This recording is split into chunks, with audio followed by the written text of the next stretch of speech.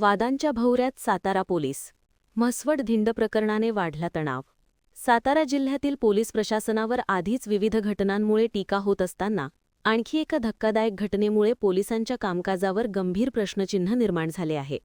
साताऱ्याचे पोलीस अधीक्षक तुषार दोशी यांच्या कार्यकाळात पोलिसांच्या कारभाराबाबत विविध तक्रारी विधिमंडळ आणि विधान परिषदेत मांडल्या गेल्याची चर्चा सुरू असतानाच म्हसवड येथील अल्पवयीन मुलांची धिंड काढण्यात आल्याची तक्रार पालकांकडून करण्यात आली आहे.